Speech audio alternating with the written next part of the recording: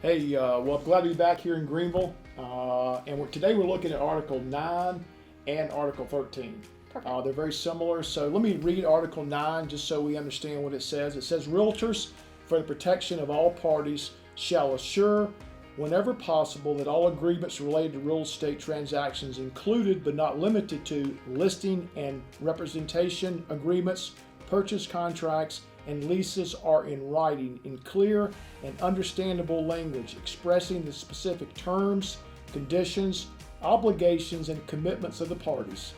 A copy of each agreement shall be furnished to each party to such agreements upon their signing or initialing. And Lisa, I think that's something that we sometimes aren't as careful about, making sure that our contracts, particularly those who still handwrite their contracts, they're legible, that we take time to explain to our customers and clients what particular parts of the contracts mean, and certainly getting them a copy when we're completed, when it's ratified. Absolutely. I think it's pretty easy today when you do the digital signatures and it automatically sends them a copy. Yeah. But I think when you're doing it manually, as they call it, wet signed, it's very easy to forget if you're out and about doing it at a coffee shop or wherever you might be, to forget to send them a copy. That is very, very important that they have a copy in their hands and you can document that you sent it to them.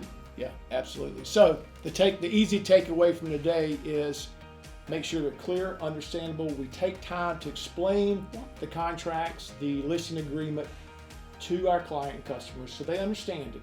We're not attorneys. If there's a part of it they don't understand, certainly advise they seek legal counsel. But take time to explain it and then get them a copy.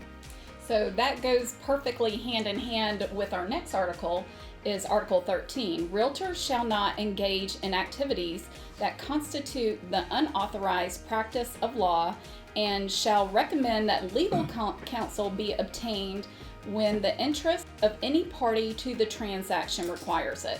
So that's a perfect example of someone wanting to write in something on the contract. If you notice on our new contracts, there are a lot less blanks that you can fill in. So that was on purpose, and we definitely do not want to be in the practice of law. Absolutely. Yeah, the blanks are there for you to put information in, but don't go marking through the contract and using your own language, because at that point you are considered practicing law. Absolutely. Writing.